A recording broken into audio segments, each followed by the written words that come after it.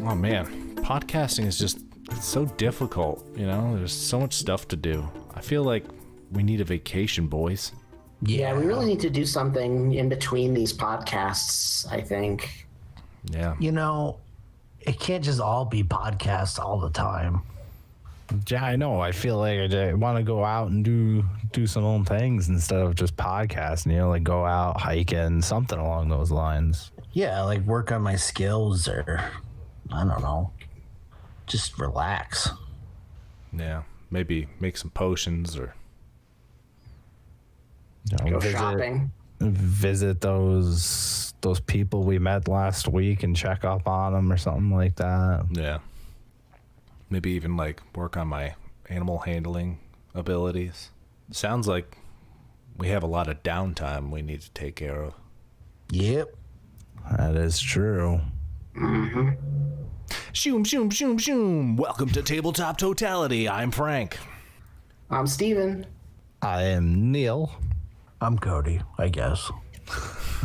For today. Yeah. If you couldn't guess. I'm the concept of Cody. Yeah, I'm the idea of Cody. If you couldn't guess, today we're going to talk about downtime and what it means for your campaigns, whether it be D&D, Call of Cthulhu, Star Wars, Modern, insert roleplay game here.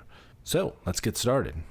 How do you do downtime successfully without it blowing up in your face? And what are the things that both an overlord, DM, GM should take into account? And what are some of the things that players should take into account?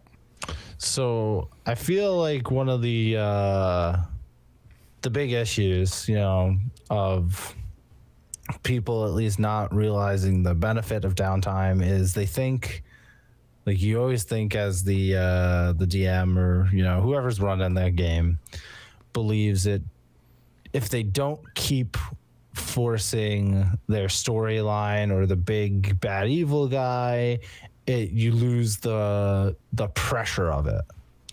And I feel like that's not the case. A lot of stories, like if it's built up by movies or anything like that, your timetable isn't the same. So in a role-playing setting, you almost can get into that off-screen time a lot easier, where in a movie you have 2 hours, 2.5 hours before you start losing people's attention, unless it's a really good movie, and then it can go for like 3.5. But you don't get to see the month it took to travel somewhere. You know what I mean? You don't get to see all that downtime that those heroes would be going through. And sometimes it's something that's missed, I feel, in a lot of sessions for role play, or even finding new stuff. You'll have points where it's like, oh, we're in between small quests. Instead of running into the next quest, let's give players a chance to digest what happened, I think it's a good avenue. Yeah. So like a good example would be Lord of the Rings. And even The Hobbit. They take some serious downtime in that as they're adventuring through. Like they'll go for a while and they'll go hard, and then either the elements or just creatures or whatever they're encountering, it wears them down, and then they'll take a break for a while, and you'll read like a week or two, or even beyond that, they're resting in one location, and then they get themselves back up ready to go, and then they set sail once again. And it can definitely help out in a campaign, I feel. Well, it's also like, training in the swamps with your master could be considered downtime. Yeah, there's this pressing threat going on, but if you don't step away from it and try and better your character, then you're just not going to be helpful. So, and that's another good way to handle downtime, and that has been handled in certain areas like Star Wars. Yeah. I think Star Wars, they don't really necessarily tell you that it's downtime, but like when the story picks up, it's like, wait, they're in a new location, they're doing a new thing. they changed their outfits, or Luke built a new lightsaber. Yep. Yeah, like that was the whole Revenge of the Jedi. Like that was the whole, that was the whole thing. Like he showed up in his black uniform with his black glove and his new lightsaber. Yep. And people had, if you'd read the books, you would know that he did a whole bunch of shit. But if you just watch the movies, like that was just kind of the quick way for you to be like, oh yeah, this guy leveled up like off screen. Yeah. It's like everybody watched Gandalf the Grey fall into Moria, and then when he shows up again, he's Gandalf the White. Yeah. And unless you were the person who went through that line, nobody might, you don't know. And then that opens up a cool thing with in the party too, because if you do this downtime and you allow your party members or your players to go out and do their own thing, maybe two of them did travel together and they have some cool stuff, but everybody's going to come back together and they're going to have something different about them. Yeah, it definitely helps out. They might have more information on the quest line, who knows, but it's something cool. I think sometimes sometimes I think it's easy for people to get, like, especially like in D&D or whatever, where you're basically just calculating encounters, and you're like, okay, well, my players are going to go through encounter 1, 2, and 3, and that's my session for the night or whatever. And I think that, like, just having like that, fuck, I lost it. I just had a good idea and I just fucking lost it. I think maybe I'll be able to help you here. Having the ability to settle in somewhere for a minute and get resources or redistribute resources and create a better plan of either attack or a better grounding definitely can help in the long run. Yeah, and I think that I think it's very important to have like the base, like the home base, or the place that your characters feel that they can like hang up their sword and like have a drink and just be okay and not have to fight off monsters. Like I feel like that's important. But establishing that and caring for that, that's all downtime activities in my book. And you don't necessarily have to, I think maybe a lot of times campaigns don't do a lot of downtime, or they don't spend a lot on downtime because they're just like running through all those encounters. And I think that you're kind of denying yourself another huge aspect of the game. And we've done a lot of downtime recently. Neil and myself, especially, we've done a lot of downtime correspondence, and thanks to our dude Matt Colville there, we got the idea. We're doing it in emails, and it was just like really just a lot of storytelling and RPing, and not a ton of roles, and like no like maybe a couple skill checks, but but like no like real serious combat or like life and death stuff, but. It was more about building the story, and it was cool. And we've done it with other players at our table. So I think you definitely have to like include it. Yeah. So like that's the thing. Like sometimes we all know it. Everybody who plays RPG tabletop games understands the bane of trying to get a session date. Yes, they do. So that's my lame Bane impression. Yeah, there you go. Yes. Just scheduling alone is a pain in the butt. Yeah. So some of the really cool things, like especially, now maybe some people don't want to play too many sessions online because this is of the time of Corona going on. So you can't meet up, but maybe you don't want to stop your session. Guess what's a great thing to add? Downtime. Just start doing those things of having small RP sessions to be able to keep everything in your knowledge going on the game. You're not really taking a huge break away from it. And like, so we took off, what was the last time we took off for our downtime, Cody? We did like a month and a half out of game, like real lifetime. Yeah. And we had it was like 90 emails going back in between that month span of just RP things, and I might not get to it that day, or maybe it was a couple days off, and then we would have like back and forth emails like all night some of the other days. Yeah. But what it allowed us to keep the game playing even when everybody wasn't at the table.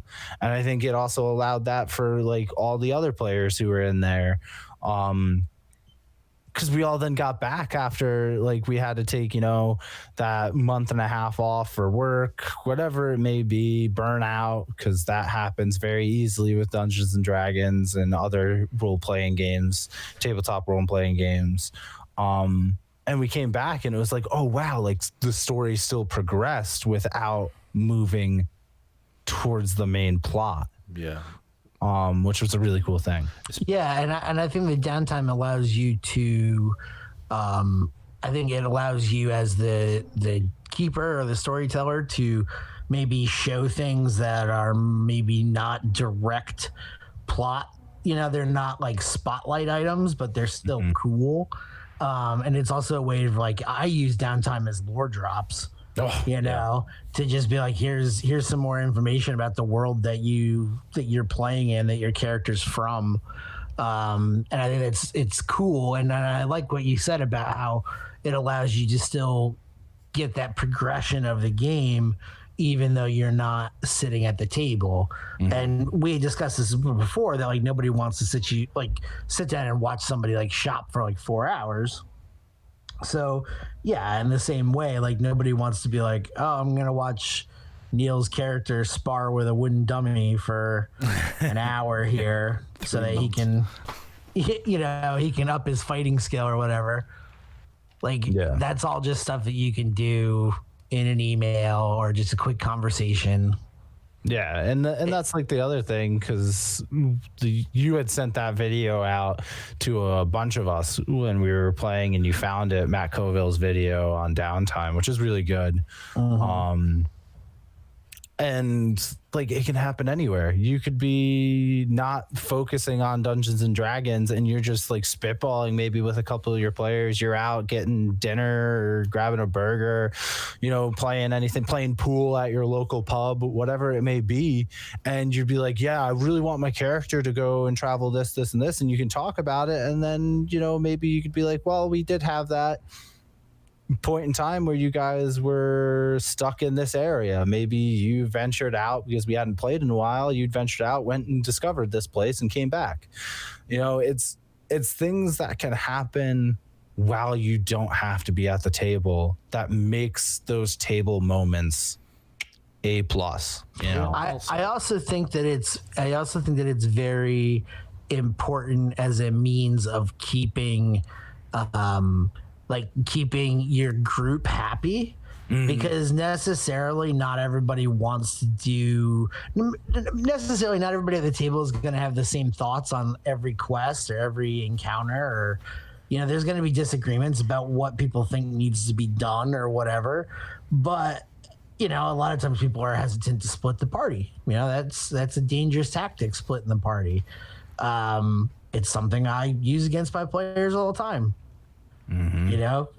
Cause enough little fires that they have to be everywhere at once and they can't put out the big picture. I think that allowing these side activities is a good way for you to, maybe if somebody's frustrated, they feel like they're not getting to progress their own stuff, or they don't have something to do. Maybe their backstory isn't super involved in the plot line, or they're not interested in what's the best thing for the group to be doing. Like maybe it doesn't strike their fancy. Having those downtime activities, like having a little adventure to like go reclaim like a shard of a awesome weapon, or find a magic ring, or whatever it is. I have players that say, oh, I want to go meet another thieves guild. I'm a part of a thieves guild in one city. I want to go to the next city and meet their guild and try to establish connections. That doesn't all have to happen at the table, Well, it's also a way that you can allow, I think, We've talked about it previously with each other, but it allows you in a more non-sandbox campaign to allow for hints of being a sandbox. So like, hey, you had to travel past this place, but you never were able to experience what that region was. But you heard things about the region from the town over, and it intrigued your character. Now maybe you're not going to be playing for a month, but you still want to keep things lively, so you give your players downtime. That person now can go out and explore that area where they might have never been able to in the standalone campaign setting because it wasn't planned to go there. So maybe it appeases that adventure-esque aspect of the player while you can still kind of, as they say, railroad them along to what your main objective is in the quest line. So it definitely keeps people happy, and it keeps things fresh at the table. Yeah, I think it helps with immersion when you're able to, especially because there's always so much going on at the table, and your storyteller going 110 miles an hour trying to fit all the pieces together to build the puzzle to create this thing so that everybody can look at it and enjoy it together. And a lot of the time there's just not the time to do things. For example, if you're a rogue and you're the thieving type and you want to go in and just burgle some houses, you're not going to do that while you're playing necessarily, because that's going to be a huge derail of what's actually going on for that night. So a good downtime activity, be like, all right, I have 2 weeks, I'm going to burgle a house every other night. Seven things that you can do. And instead of making you roll a whole bunch of different checks necessarily, it might just be they'll give you a description, you tell them what you're going to do with that. You might make a roll or two, and that's that. And then they tell you what you've gotten from it. I think that's a really good thing for thieves in general, because there's certain moments where the rogue character shines brighter than everybody else, and then there's other times where they kind of have to step back and they don't necessarily get to be involved in everything. So, and that's a case with everything really, but it definitely, they're a good case for that. And then and I would also add in on that. It's a good way to keep the momentum going at the table, because if your rogue feels like they're not satisfying their rogue needs of stealing, instead of them at the table being like, yeah, you know what, I'm gonna rob everything in this house we're in, and now they're taking away the spotlight for maybe an hour-long robbery while all the other players at the table now just need to watch that. That if you have some downtime going through, and you could be like, hey, you're in this city, what do you want to do for your downtime? Maybe that rogue just went on a huge burgling spree in there, and now when they're in the next place, they're gonna be like, I got enough stuff, or I got enough heat on me, I'm not gonna do this. 2.5 week bender of just burgling.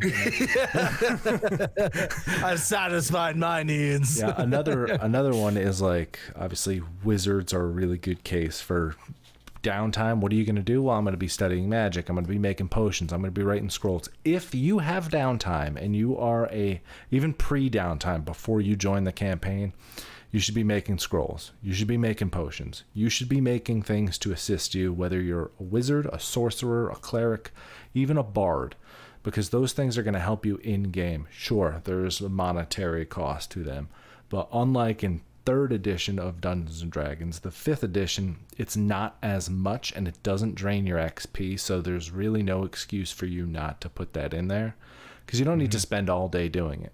You can literally write, all right, it takes 8 hours to make this spell scroll, right? So I'm going to split that during the week so I can make it, and then the other things I'm going to be doing during the week is getting components for potions, or getting components for my spells, maybe even researching a new spell on top of that. So you're doing multiple things to help enhance your character, and then when you come back, you've got more resources, you've got more abilities, and you just look that much cooler. Well, and you bring up a good point. Like, these are things, like, there's small item downtimes that no matter what, even at the table, you're gonna have. Like, before you take your long rest. You know, what do you can do things before all of that. You can take an hour out and be like, well, this is my downtime from adventuring. I'm going to work on that scroll that I'm trying to create. Or maybe you're in the woods and you're a druid and you know how to forest, or a ranger and you know how to like forage for food. Well, now I'm going to do that with those are all downtime activities, even if you think they're not.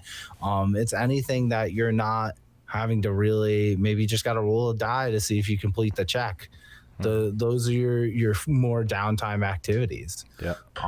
Well, it's also just mechanic wise. It's when you get to request rolls instead of being told to make checks. You're saying, I want to test myself, or I want to attempt to do something. You know, and I feel like when you don't offer those opportunities, like you kind of stifle people's creativity a little bit.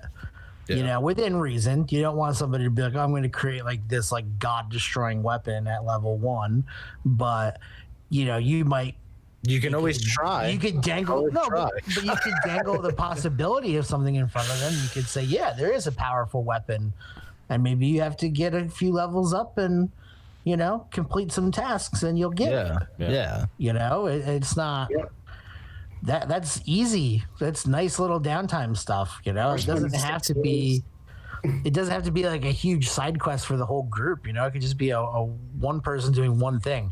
And like I said before, I think it's a good way of giving the spotlight to people too. Like, you know, sometimes necessarily I find that less experienced players might not clamor for the spotlight as much as more experienced players, and the more experienced players are more apt to use every second they have where they're able to do something.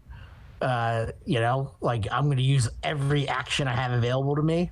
Whereas I've seen a lot with newer players or less experienced players where they're just kind of like, well, it seems like you guys kind of got things handled, so I'm not going to do anything.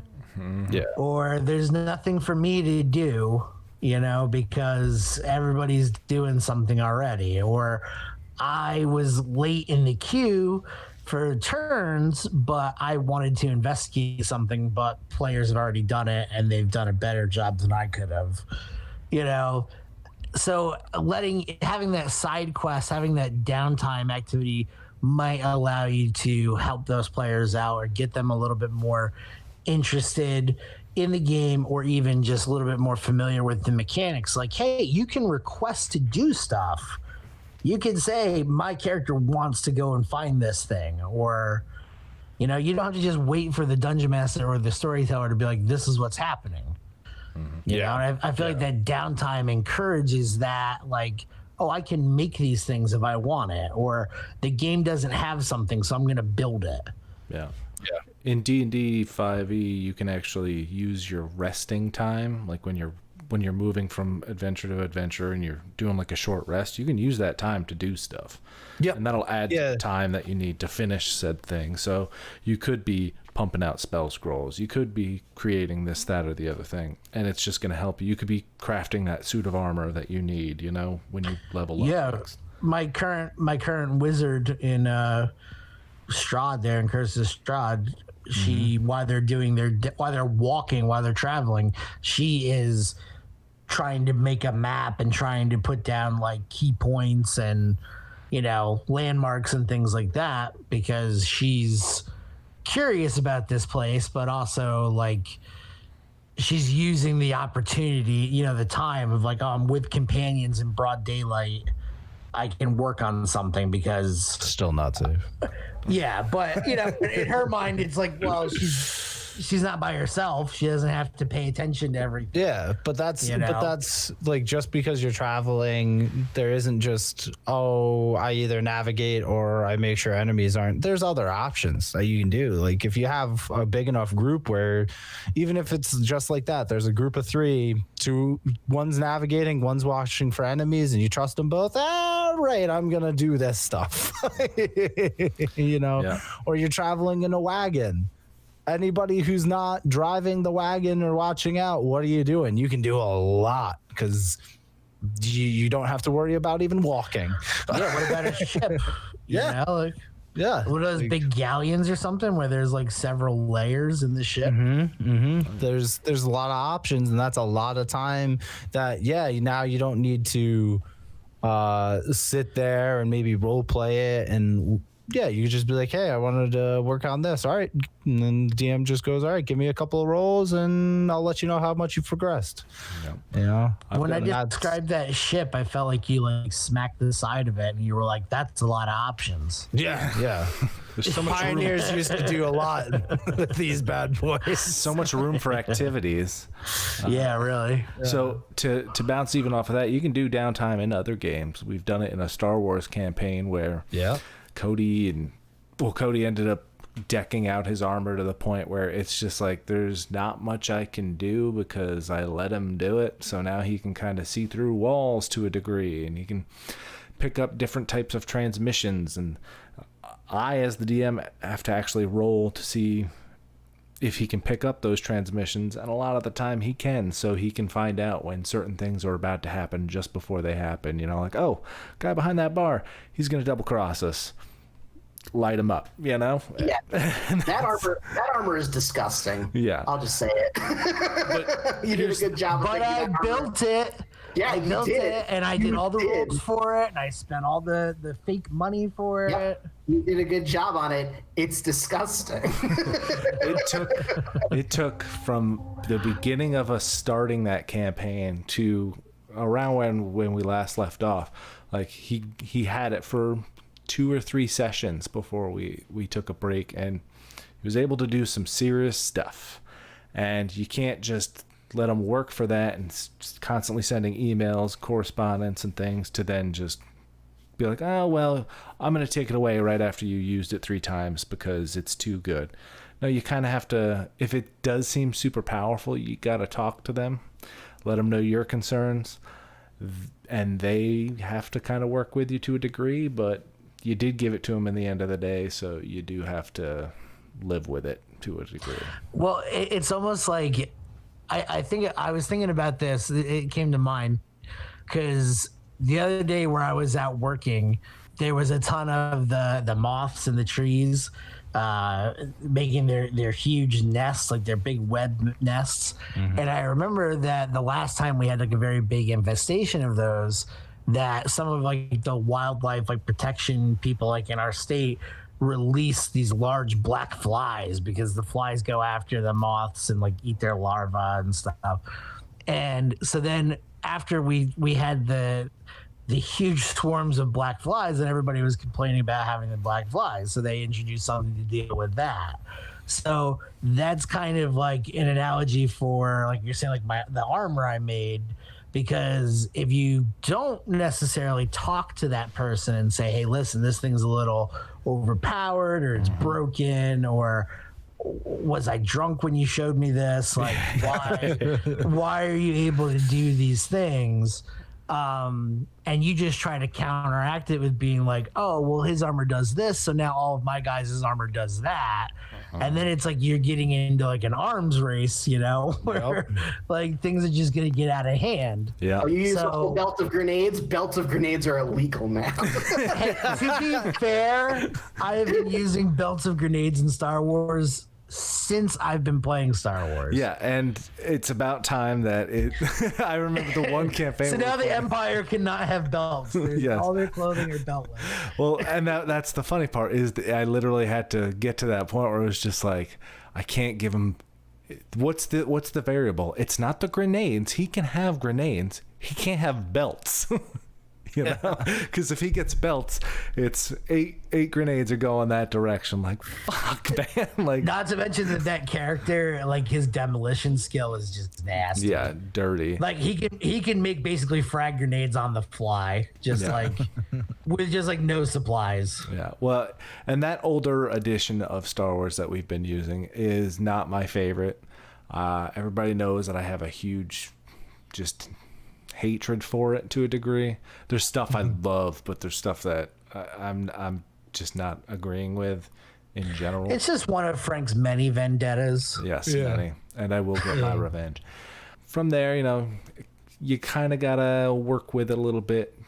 If you're afraid of something happening with somebody's downtime to where they have like a golem and now you have to deal with the golem, your best bet, honestly, is to just let them do what they gotta do. Make it hard. Make it so they have to earn that thing.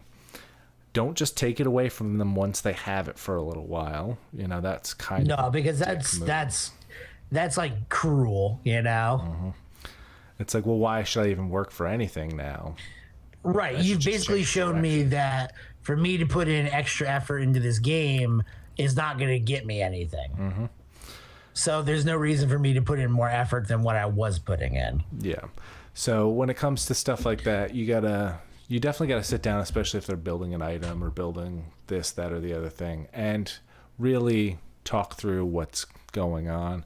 And not necessarily changing what's in the books, because sometimes they're there for a good reason. Again, they are guidelines, but you shouldn't necessarily give them something super strong and then 2 weeks later you're like, fuck, what did I do? I gave them a really powerful thing. I should have just used what they had in the book to begin with.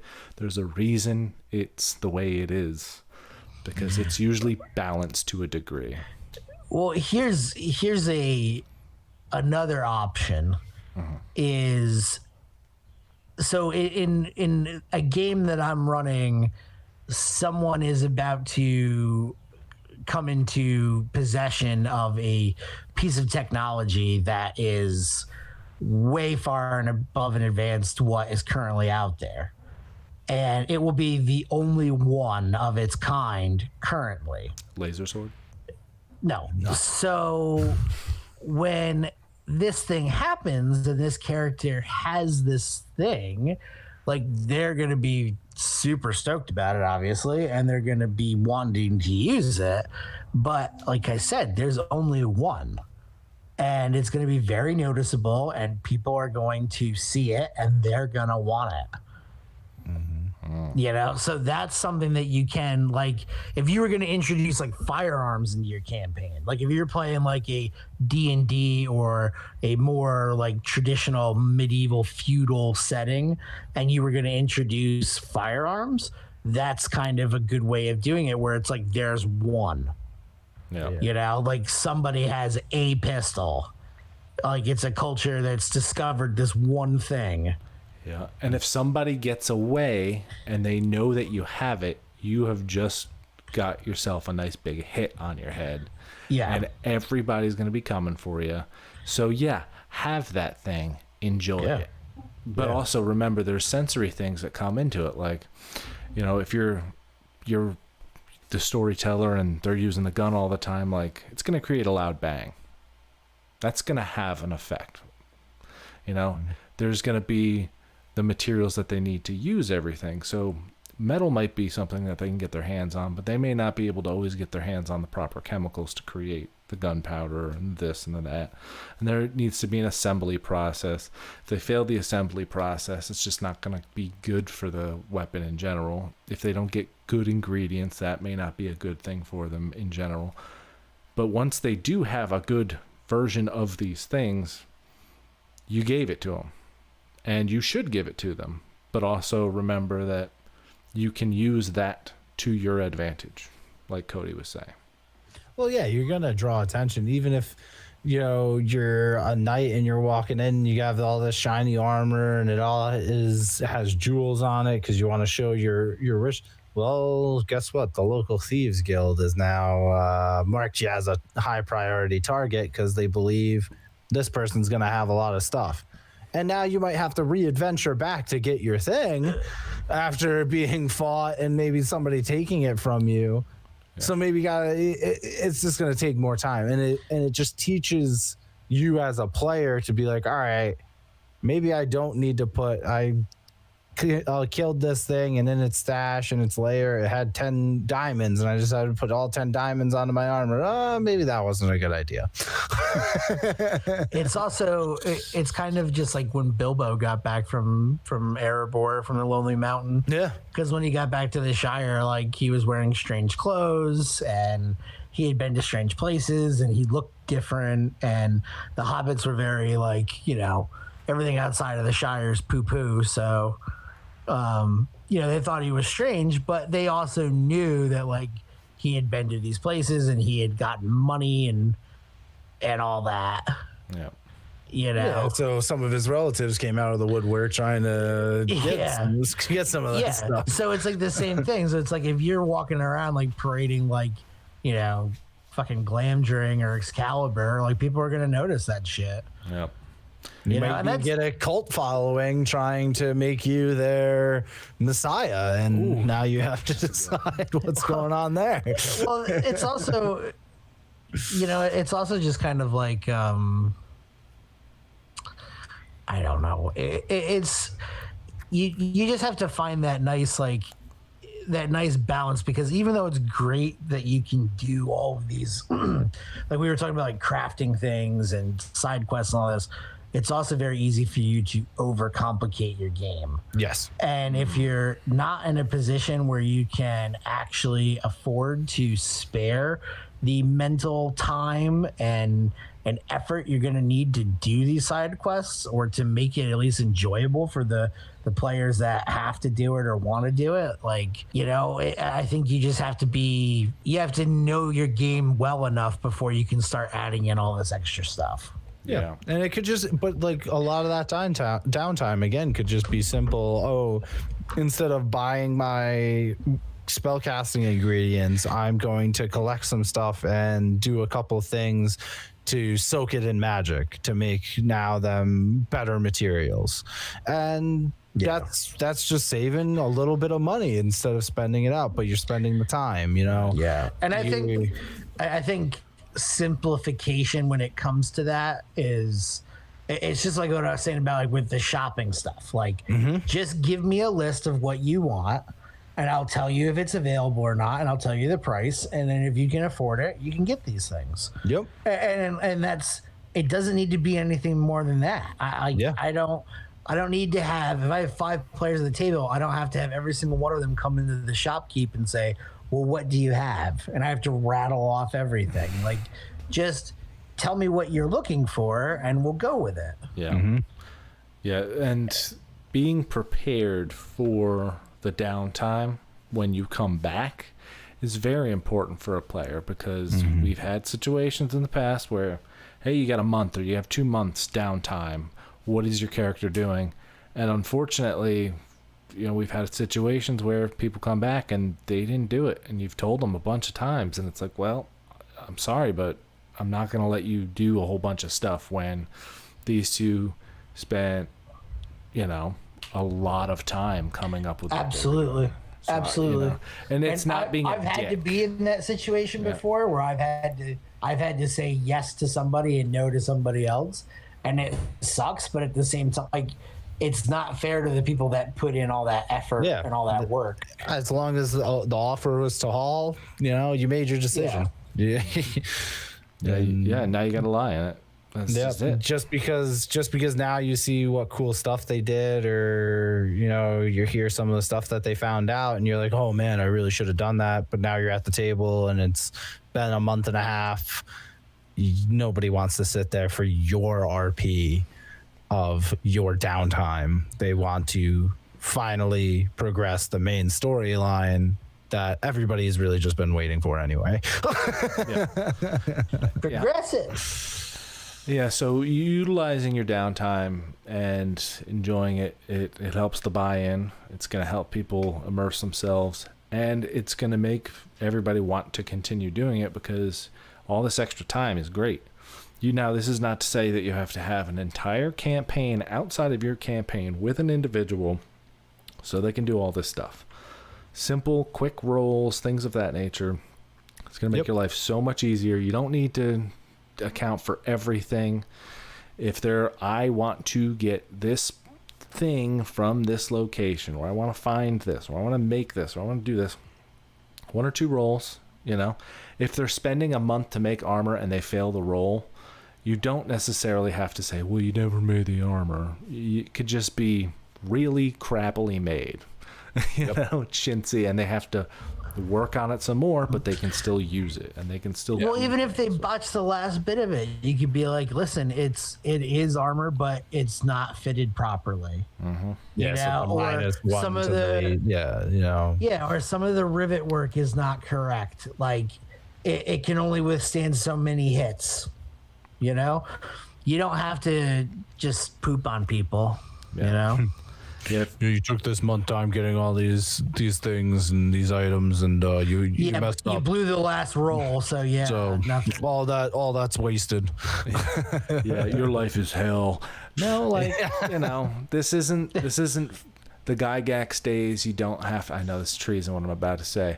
You don't have to be a dick anymore. If they don't succeed the roll, find a way that they can still get most of what they wanted, and will have utilized their time well.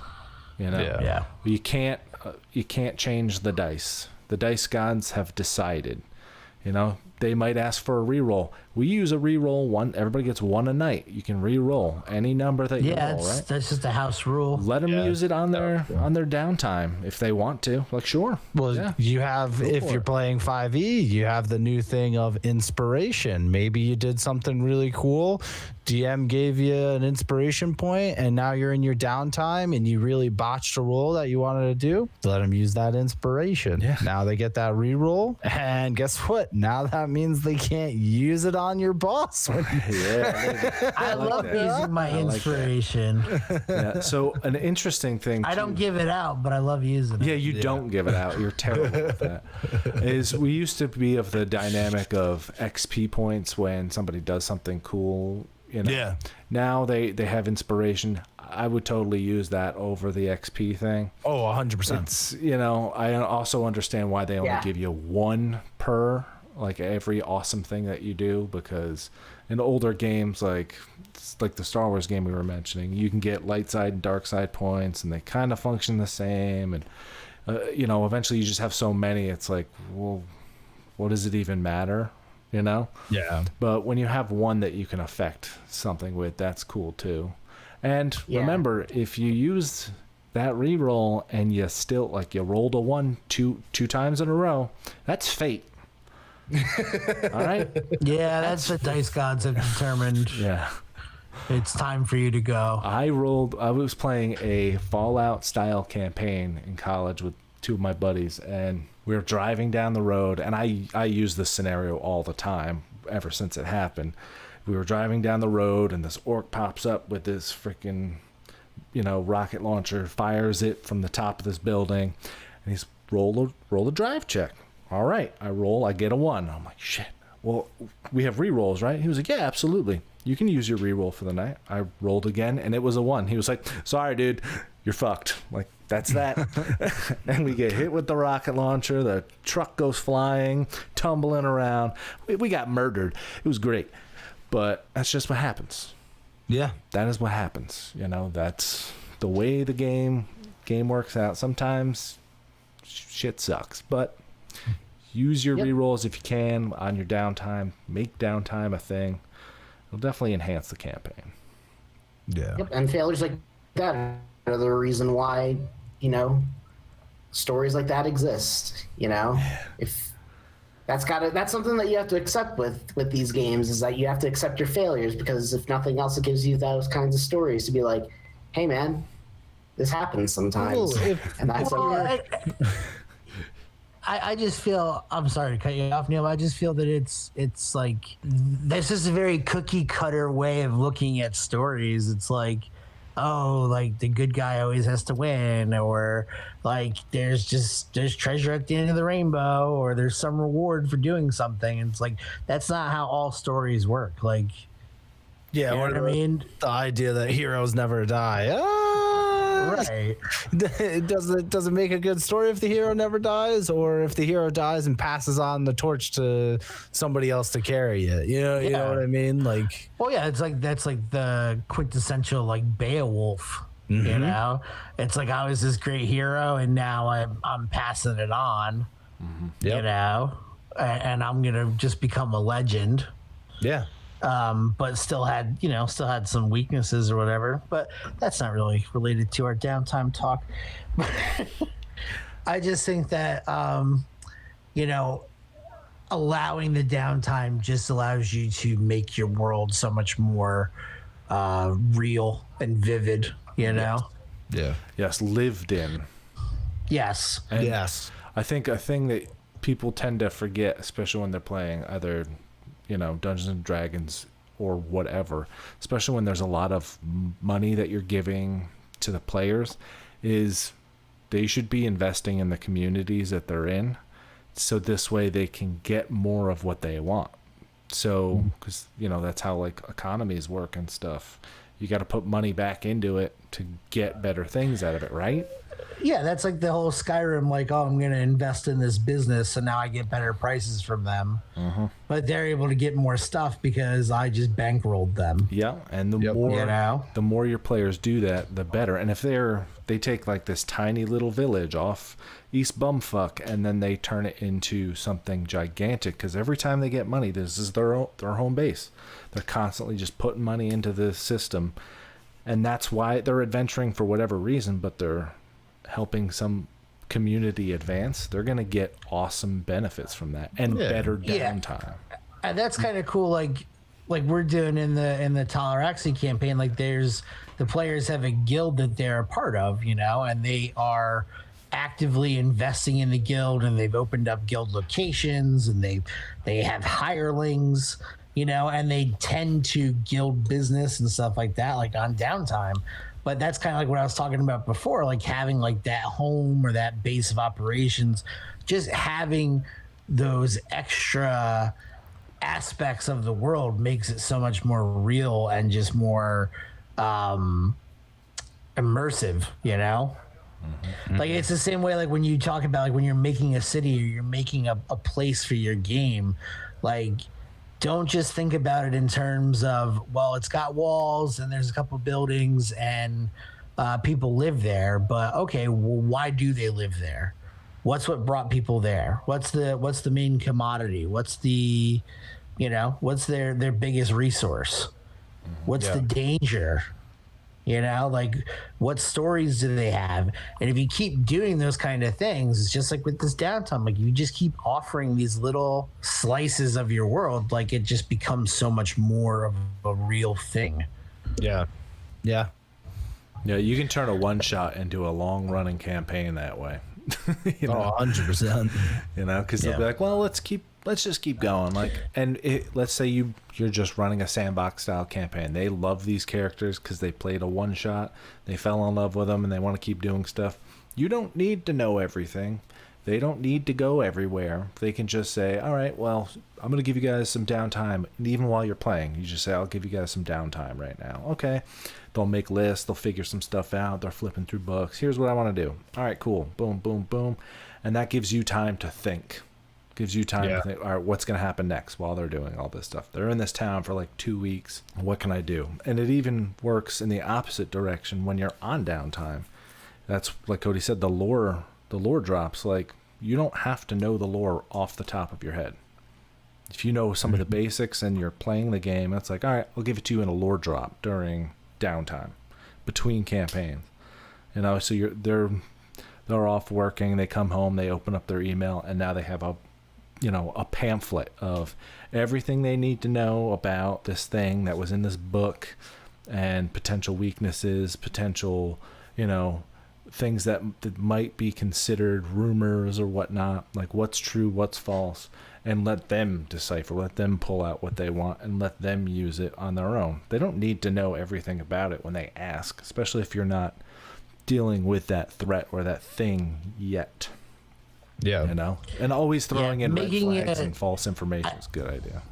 Yeah, and I feel like all of these things, like we're all like pointing towards like the downtime and the side quests or whatever. Like all of these things just make the game more interactive. They're requesting responses from your players, outside of what they would normally be doing for you, like, for the game.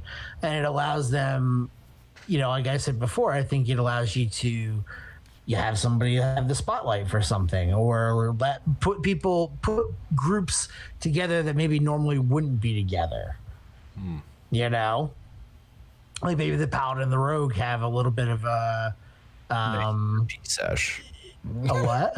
A nice RP sesh. Yeah, but maybe they have like some slight differences, but they have to get shit done together, you know? And I just think it's just begging for more interaction for your world. And like if you can keep creating, I think you should just keep fleshing it out, you know?